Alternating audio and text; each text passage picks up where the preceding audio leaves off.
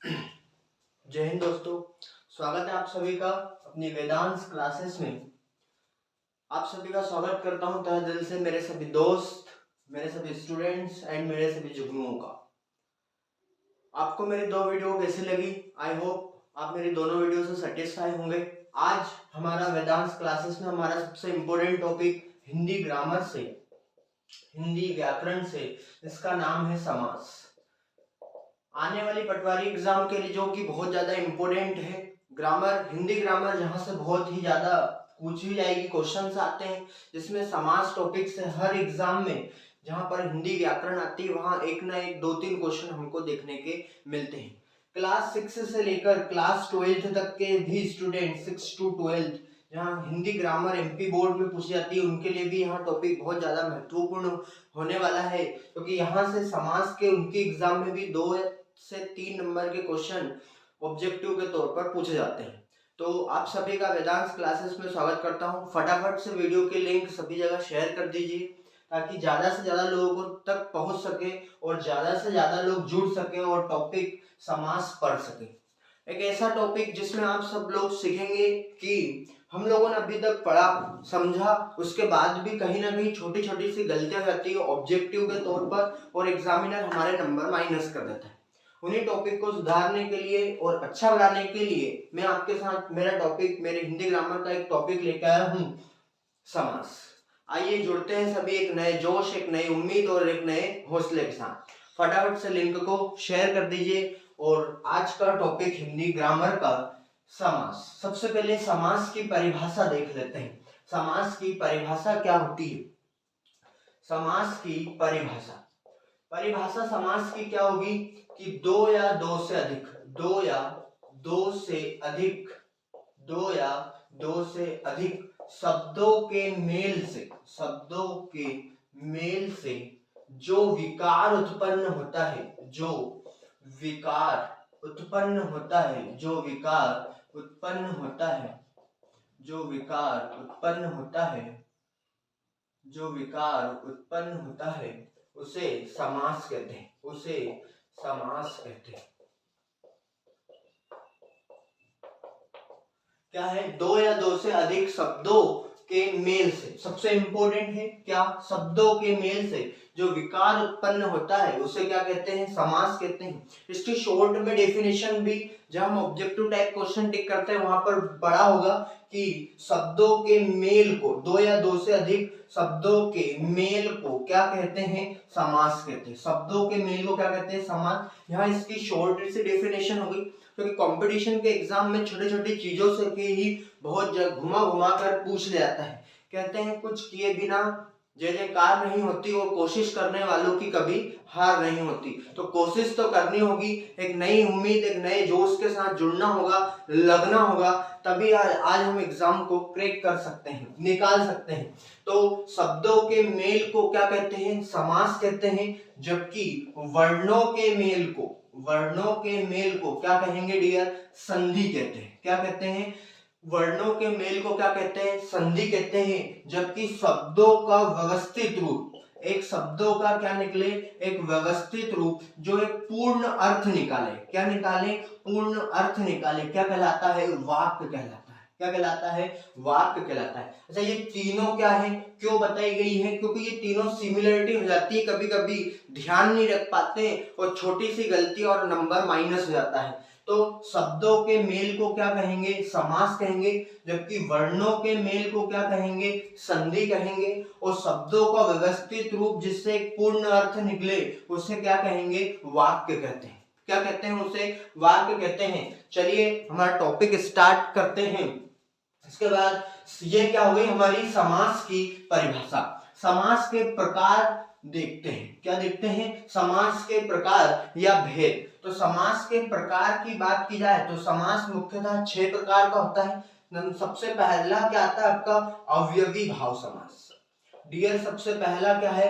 अवयवी भाव समास। दूसरे नंबर पर क्या जाता है आपका? तत्पुरुष समास। क्या जाता है? तत्पुरुष समास। तत्पुरुष समास के बाद क्या जाता है आपका? तीसरे नंबर पर द्वंद्व समास। क्या जाता है? द्वंद्व समास। चौथे नंबर पर क्या जाएगा आपका द्विगु समास, क्या जाता है द्विगु समास। छठे नंबर पर क्या जाता है आपका बहु कर्मधारय समास, कर्मधारय समास।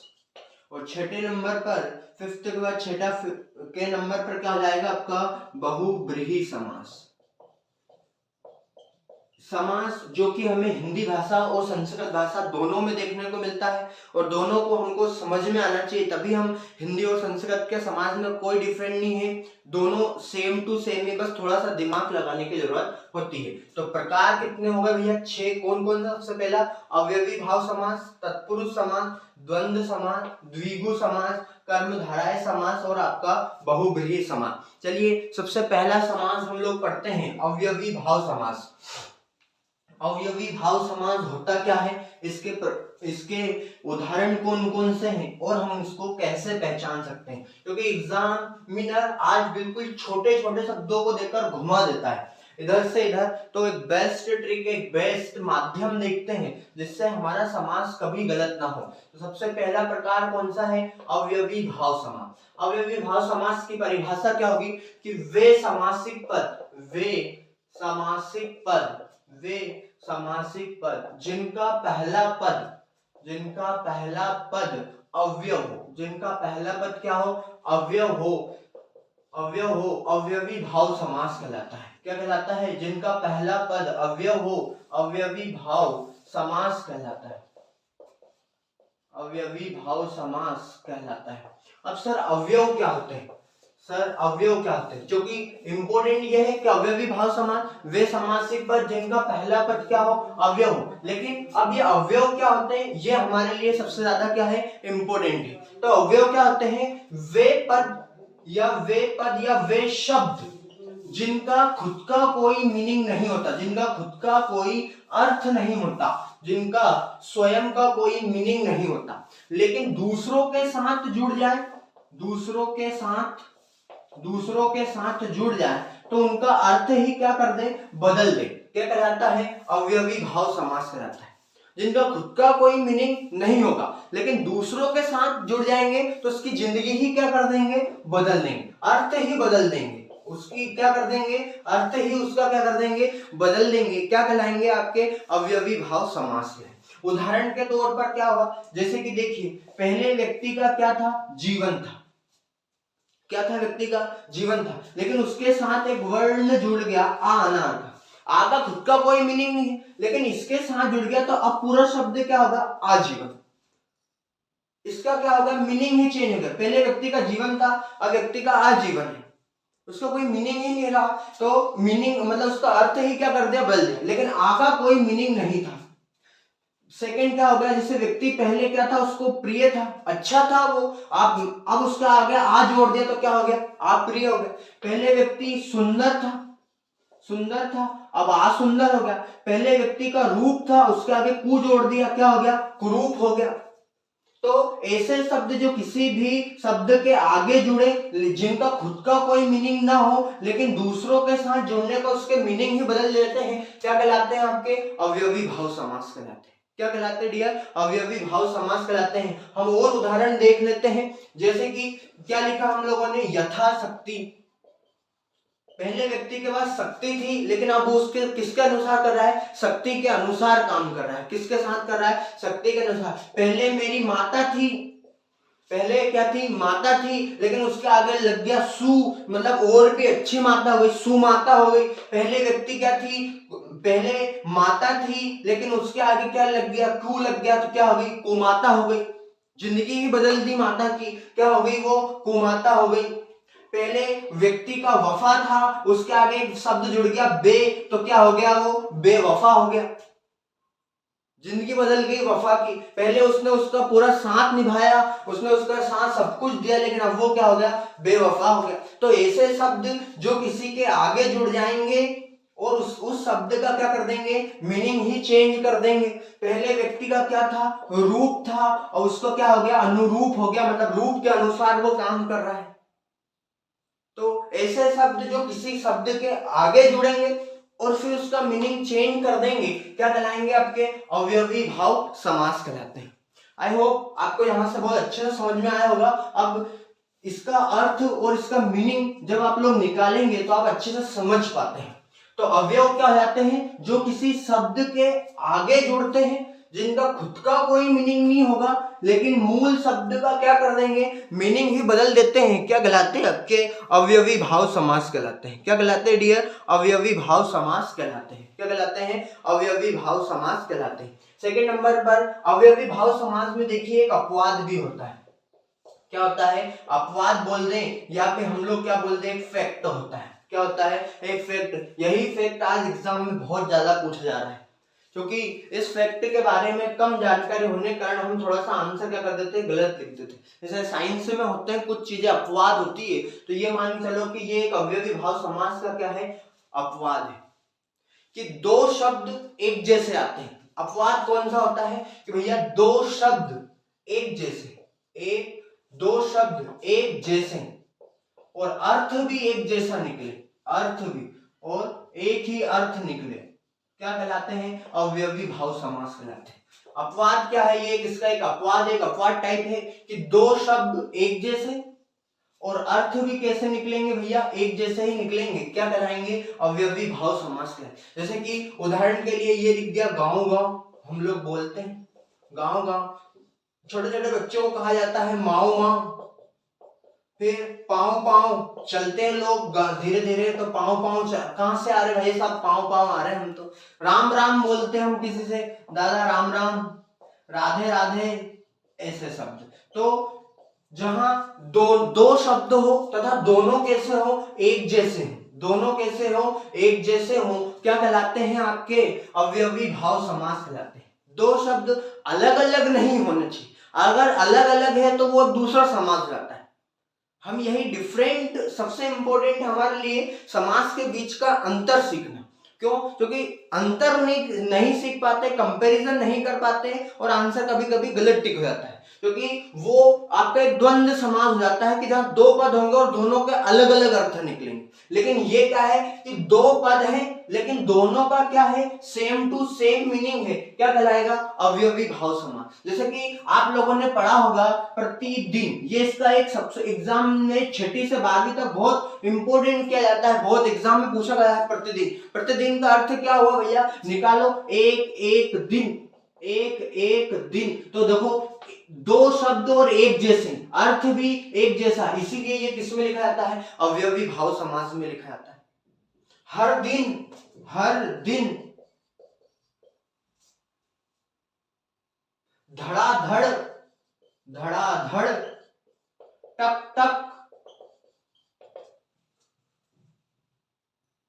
इस तरह के एग्जाम्पल क्या किसमें आते हैं, आपके अवयवी भाव समास में भी आते हैं। तो ये आई होप आपको ये समझ में आया होगा। अवयवी भाव समास में कितने तरह की डेफिनेशन हो गई, दो तरह की, कि अवयवी भाव समास क्या होगा कि जिसका पहला पद क्या होता है, अवयव होता है। अवयव क्या कहलाते हैं भैया, जो जिन शब्द का खुद का कोई मीनिंग नहीं रहेगा लेकिन दूसरों के साथ अगर जुड़ गए तो मीनिंग ही क्या कर देंगे, बदल देंगे, उसका अर्थ ही क्या कर देंगे, चेंज कर देंगे, क्या कहलाएंगे, अवयवी भाव समास हो गया। ये हमने पहला हो गया उसका।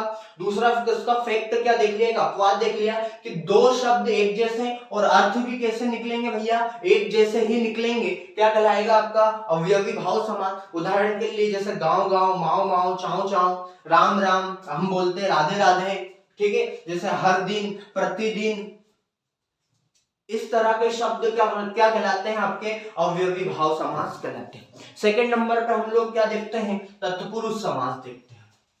सेकंड नंबर पर क्या आ गया हमारा, तत्पुरुष समास।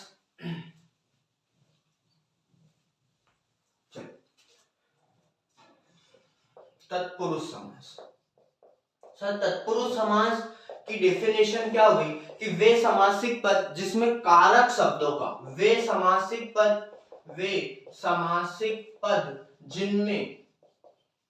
जिनमें कारक शब्दों का लोप होता है, कारक शब्दों का लोप होता है। किसका लोप होता है, कारक शब्दों का लोप होता है, क्या कहलाते हैं, तत्पुरुष समास कहलाते हैं। किसका लोप होता है, कारक शब्दों का क्या होता है, लोप होता है। अक्सर कारक शब्द क्या होते हैं, हिंदी ग्रामर में बहुत इंपॉर्टेंट, हिंदी और संस्कृत दोनों लैंग्वेज में बहुत इंपॉर्टेंट रोल प्ले करता है कौन? कारक शब्द। तो कारक देख लेते हैं सबसे पहले कि कारक क्या होते हैं। तो देखो कारक के लिए एक ट्रिक होती है, कर्ता ने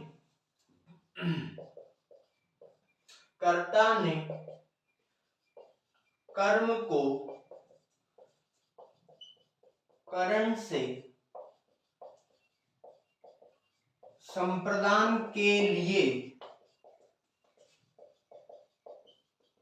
अपादान से अलग होने को कहा।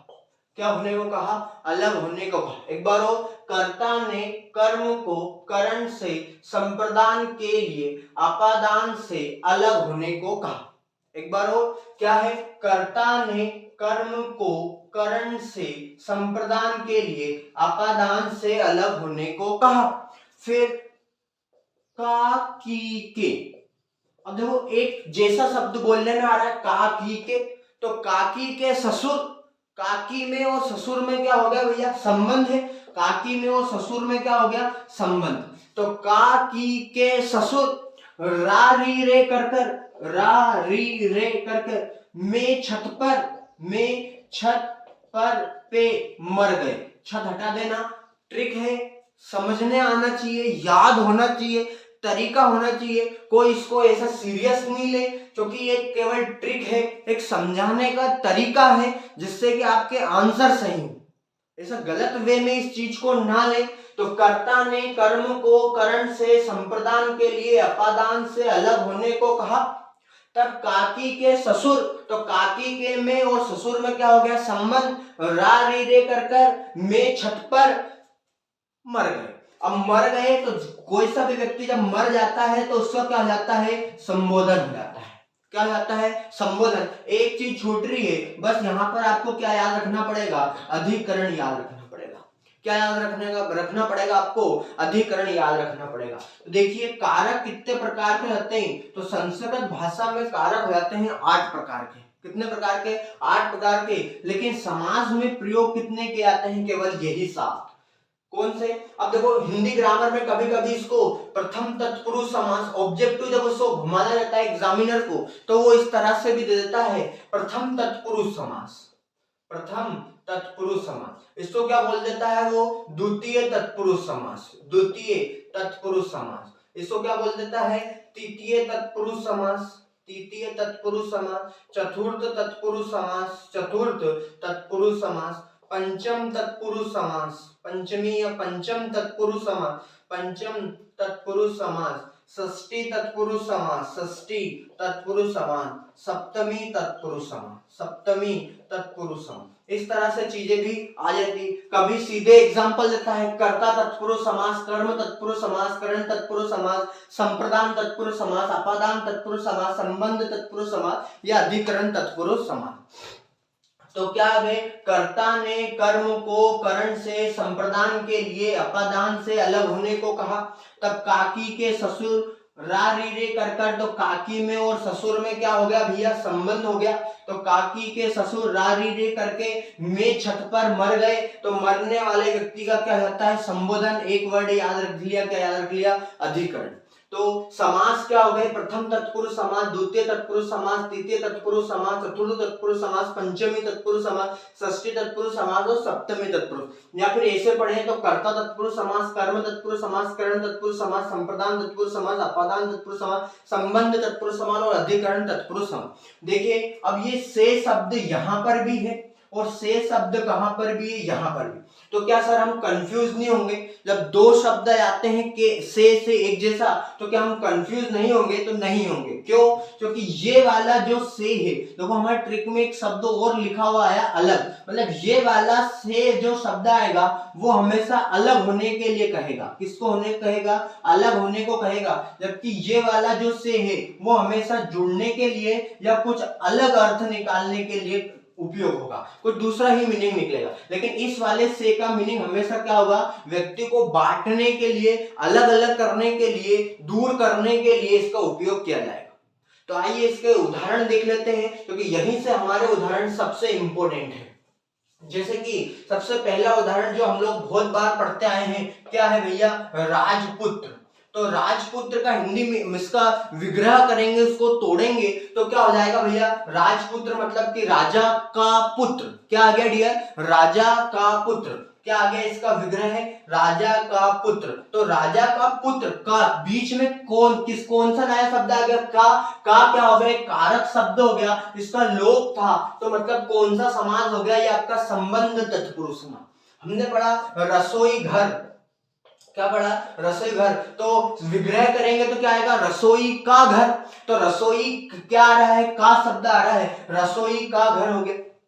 क्या हो गया, रसोई। जैसे ये देख लिया हमने दही बड़ा, तो दही बड़ा क्या होता है, दही में डूबा हुआ बड़ा। किसमें, दही में डूबा हुआ बड़ा। तो दही में डूबा हुआ में शब्द किसमें है, अधिकरण में आ गया। किसमें आ गया, अधिकरण तत्पुरुष आ गया। हमने पढ़ लिया क्या, धनहीन, हीन, तो धन से हीन, अर्थ विग्रह करेंगे आएंगे, धन से हीन, तो से, धन से हीन, देखो से यहां भी है, से यहां भी है, लेकिन ये बताओ ये धन से अलग हो रहा है कि जुड़ रहा है, धन से हीन, हीन मतलब कि वो अलग हो रहा है, गरीब हो गया बेचारा, धन से हीन है मतलब अलग हो गया, तो ये कौन सा हो गया आपका, अपादान तत्पुरुष समास हो गया। भयभीत क्या लिख दिया हमने, और उदाहरण के लिए क्या लिख दिया हमने, जैसे कि भयभीत, भय से भीत या भय से डरना, भय से डरना। तो भय से अलग हो रहा है कि भय के साथ जुड़ रहा है, सब भय से जुड़ रहा है, अलग थोड़ी नहीं हो रहा है। अगर भयहीन होता, भयहीन क्या होता, भयहीन, कि भैया भय से हीन हो गया, भय से वो अब डर नहीं रहा, भय से अलग हो गया, तो ये क्या आता, अपादान तत्पुरुष समास। लेकिन भयभीत, वो भय से अभी भी डर रहा है, तो ये तो जुड़ने वाला शब्द हो गया, तो ये क्या हो जाएगा आपका, करण तत्पुरुष समास। क्या हो गया, करण तत्पुरुष समास। जबकि ये क्या हो गया आपका, अपादान तत्पुरुष समास। क्या हो गया आपका, अपादान तत्पुरुष समास। ये लिख दिया आपने जन्मांध, जन्मांध, जन्मांध मतलब क्या हो गया, जन्म से अंधा, जन्म से अंधा, जन्म से अंधा। अच्छा जन्म से अंधा है तो जन्म से अलग हो रहा है कि जन्म से जुड़ा हुआ है, सर जन्म से ही जुड़ा हुआ है, तो क्या हो गया, ये आपका करण तत्पुरुष समास हो गया। अलग तो नहीं है उससे, अगर अलग होता तो अलग, ये जैसे कि ये लिखा अपन ने पर्णकुटी, तो क्या हो गया, पत्तों की कुटी, हिंदी मीनिंग निकालो, पत्तों की कुटी। क्या हो गया, पत्तों की कुटी, तो की शब्द किसमें आ गया सर, संबंध तत्पुरुष समास में आ गया।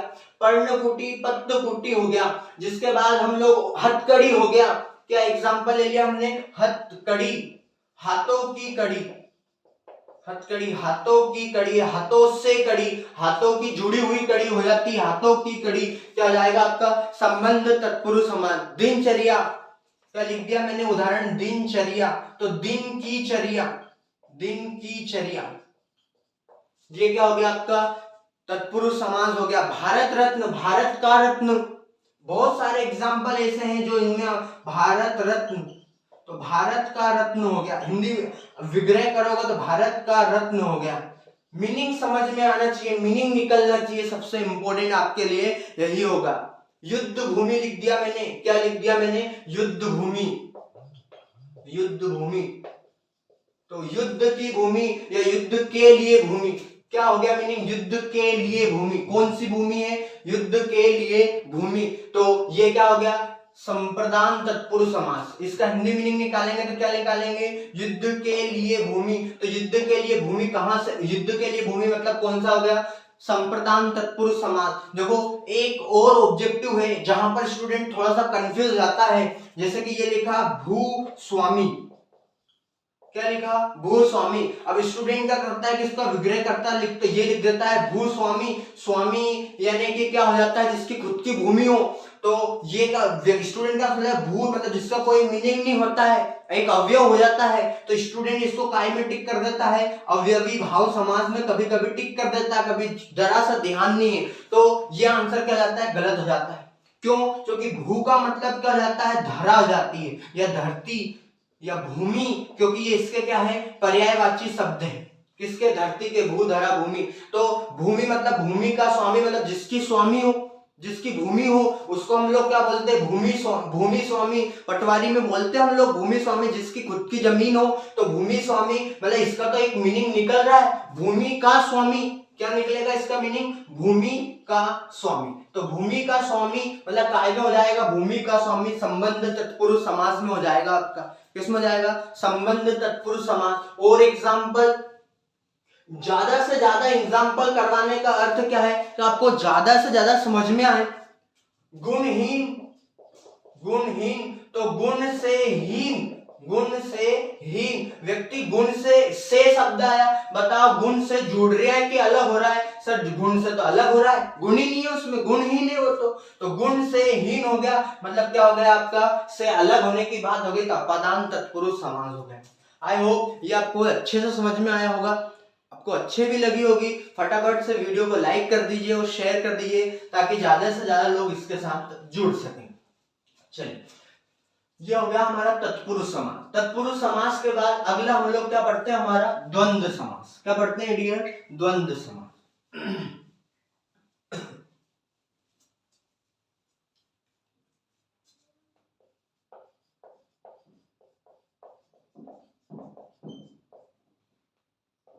द्वंद्व समास, सर द्वंद्व समास क्या होते हैं कि वे समासिक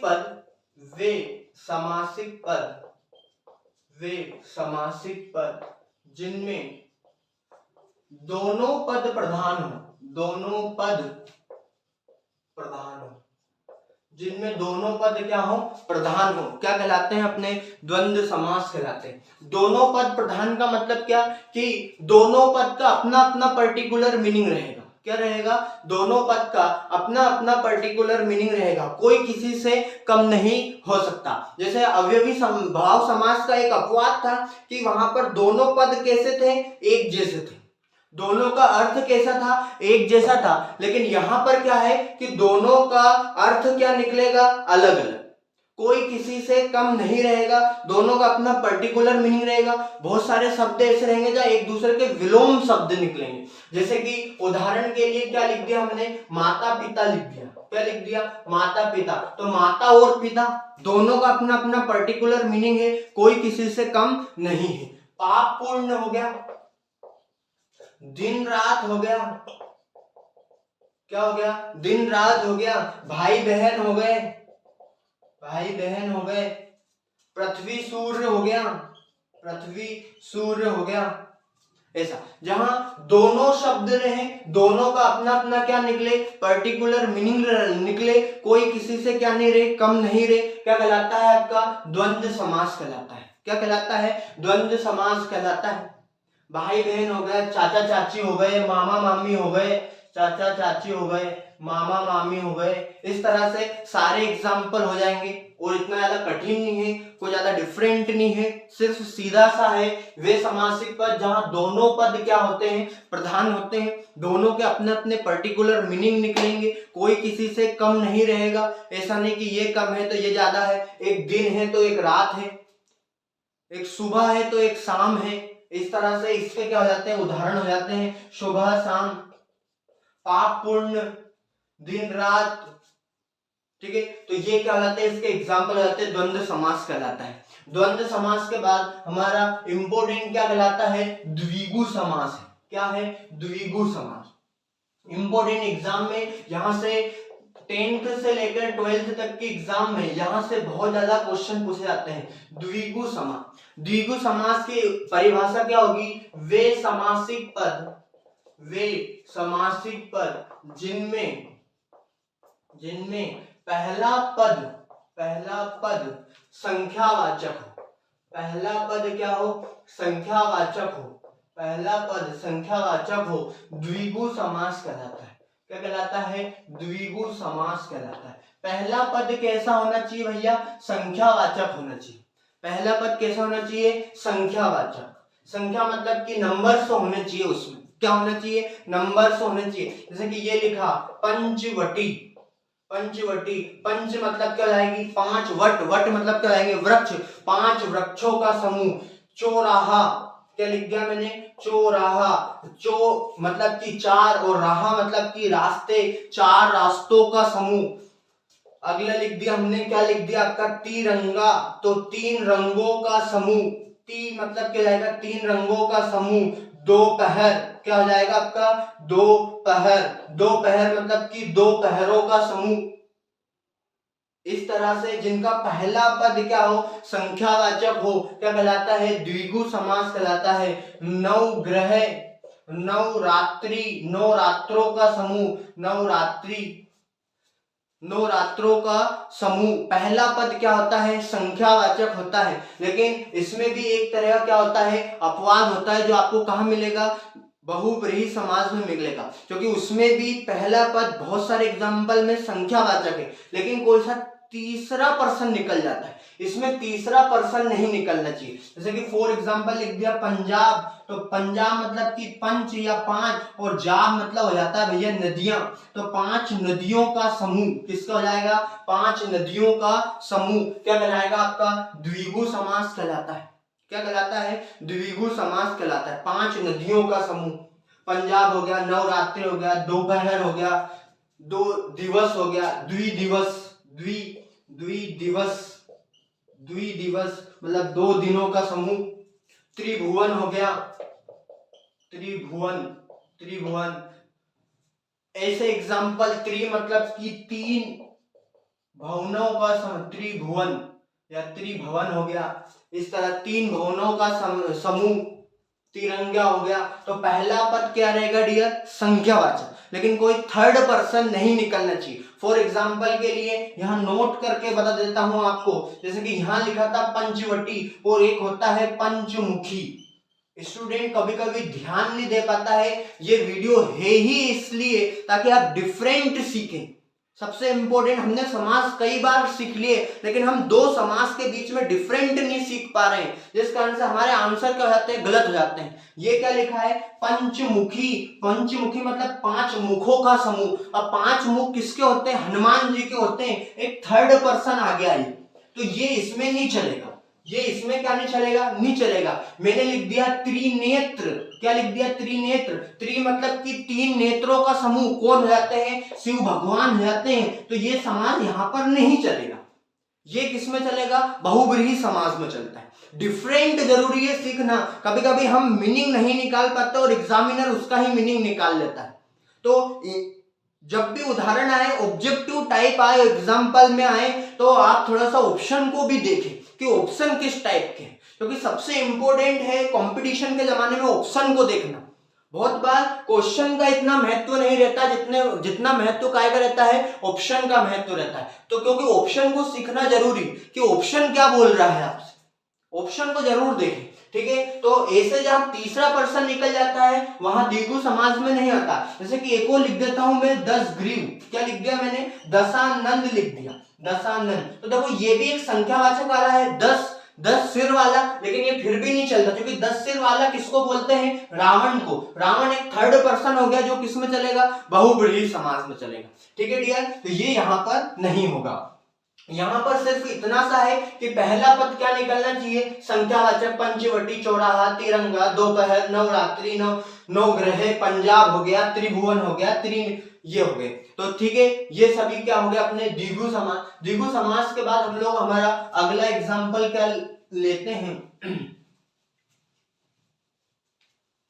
कर्मधारय समास। सबसे इंपॉर्टेंट और कंपटीशन के जमाने में कर्मधारय सबसे ज्यादा पूछे जाने वाला समास। कंपटीशन के जमाने में जितने भी एग्जामिनर होते हैं, यहाँ पर हिंदी ग्रामर आती है, कर्मधारय समास से क्वेश्चन देखने को जरूर मिलते हैं। तो कर्मधारय समास क्या हो गया कि कर्मधारय समास की वैसे 2 डेफिनेशन होती है और दोनों ही बहुत ज्यादा इंपॉर्टेंट है, और दोनों का यूज भी करके हमको अपने ऑप्शन को टिक करना होता है। क्या होता है कि वे समासिक पद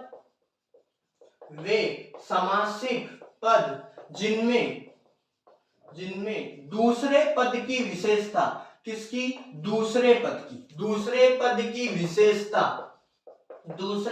विशेषता पहला पद बताए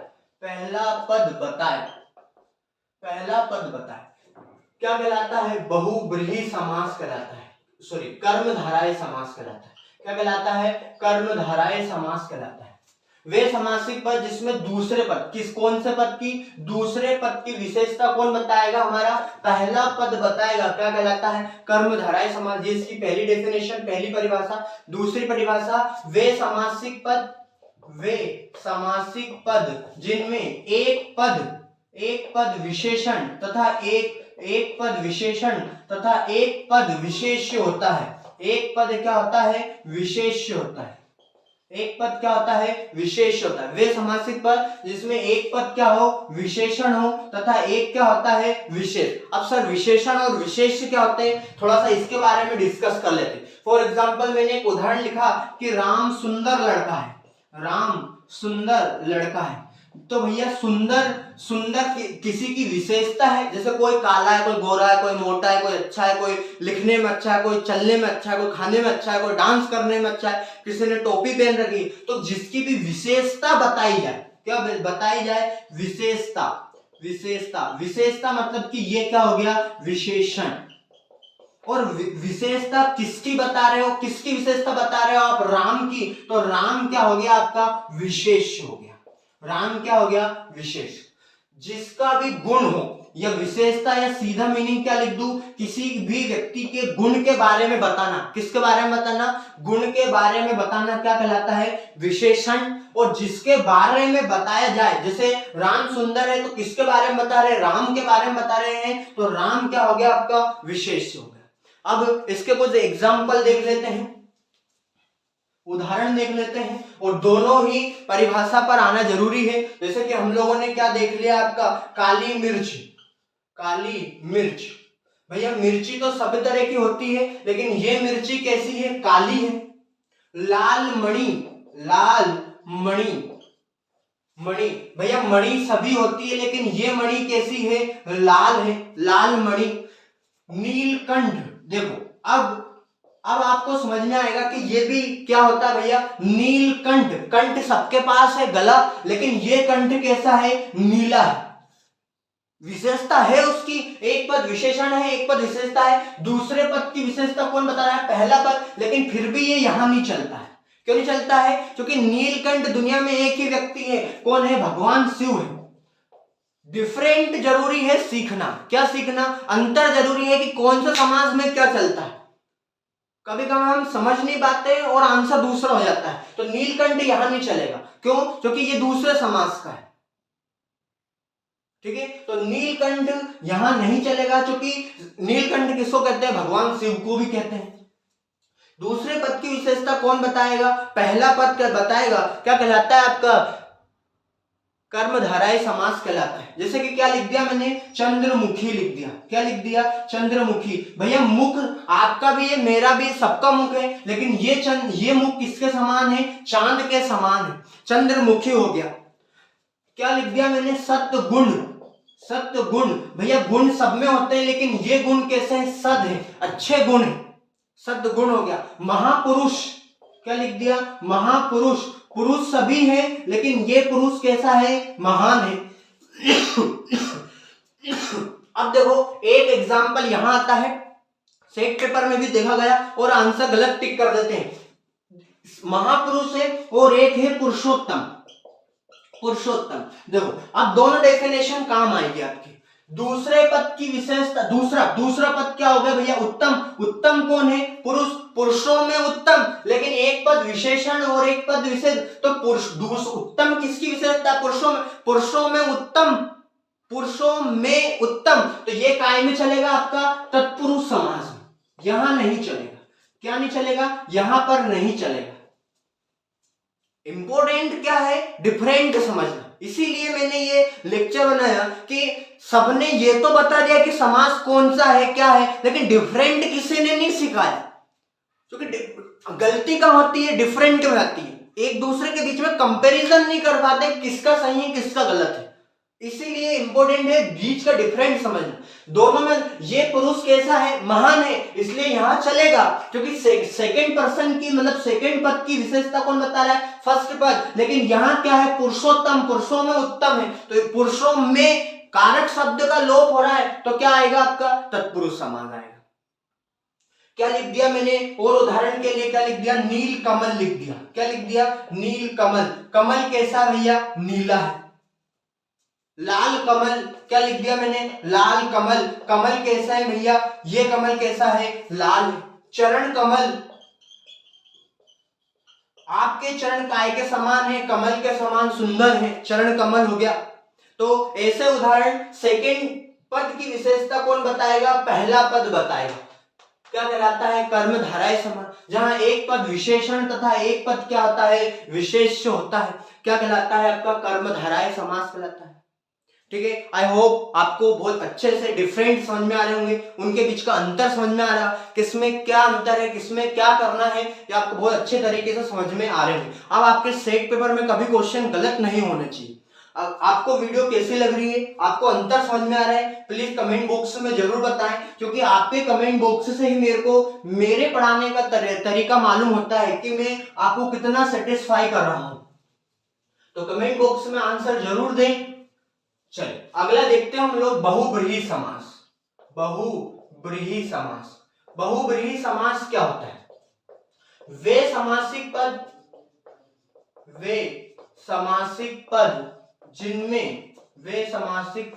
जिनमें दो पद मिलकर किसी तीसरे पद का कारण उत्पन्न करते हैं, किसी तीसरे पद का कारण उत्पन्न करते हैं, बहुब्रीहि समास कहलाते हैं। वे समासिक पद जिसमें दो पद मिलकर किसी तीसरे पद का क्या उत्पन्न करते हैं, कारण उत्पन्न करते हैं, क्या कहलाता है, बहुब्रीहि समास कहलाता है। बहुब्रीहि समास का अभी मैंने आपको 2 बार बीच में भी डिस्कस कर दिया है कि भैया दोनों में अंतर क्या होता है, मतलब दो पद मिलकर किसी तीसरे पद का कारण पैदा करेंगे। क्या करेंगे, कारण पैदा करेंगे। जैसे कि क्या लिखा, सबसे पहले ये लिख लेते हम लोग, दशानन, 10 सिर वाला। कौन है भैया, 10 सिर वाला। दुनिया में एक ही व्यक्ति है 10 सिर वाला, कौन था, रावण था। क्या था, रावण था। ठीक है, 10 ग्रीव हो गया आपका उदाहरण, क्या हो गया, 10 ग्रीव हो गया। इसके बाद आपका क्या हो गया, त्रिनेत्र हो गया। त्रिनेत्र किसके हैं, शंकर भगवान के हैं। चौथा क्या हो गया, नीलकंठ हो गया। नीलकंठ, कंठ कैसा है, नीला है, लेकिन कौन का है, शंकर भगवान का है। इसके बाद लेकर चले तो क्या हो गया, चक्रपाणि हो गया। चक्रपाणि मतलब चक्र को धारण करने वाला। किसने चक्र को धारण कर रखा है, विष्णु भगवान ने कर रखा है। क्या हो गया आपका, षडानन हो गया। षडानन मतलब कि 6 सिर वाला। 6 सिर वाले एक ही व्यक्ति होते हैं, कौन, कार्तिक जी होते हैं, कार्तिक भगवान होते हैं। आपका 7 नंबर पर क्या हो गया, लंबोदर हो गया। लंबो मतलब कि लंबा, उदर मतलब कि पेट, जिसका लंबा पेट हो, लंबा उदर हो, कौन हो गए आपके, गणेश जी हो गए। कौन हो गए, गणेश जी। 8वें नंबर पर क्या हो गया आपका, षष्ठ पद हो गया। षष्ठ पद किसको कहते हैं भैया, भौरे को कहते हैं। भौरा होता है 6 पैर वाला, उसको क्या कहते हैं, षष्ठ पद भी कहा जाता है। तो ये क्या हो गया आपका, षष्ठ पद हो गया। मृगनयनी क्या हो जाएगा, मृगनयनी। मृगनयनी क्या होता है, नयन किसके समान है, मृग के समान। अब देखो अगर ये यहां आ जाए और अर्थ नहीं मालूम रहे, आंसर गलत। क्योंकि हम क्या समझेंगे भैया, नेत्र सबके पास है, लेकिन नेत्र किसके समान है, मृग के समान है। बहुब्रीहि किसमें ठोक दो, कर्मधारय में ठोक दो, कोई दिक्कत नहीं है। लेकिन ऐसा नहीं, मीनिंग याद होना चाहिए। मृगनयनी किसको कहा जाता है, तो मृगनयनी सीता जी को भी कहा जाता है और स्त्री को भी कहा जाता है। तो ये काय में चला गया, बहुब्रीहि समास में चला गया। मैंने बोला नहीं आपसे, डिफरेंट सीखना बहुत ज्यादा जरूरी है। समास आप लोगों ने पढ़े आज तक, कोई दिक्कत नहीं है, लेकिन प्रॉब्लम यह है कि डिफरेंट नहीं आता।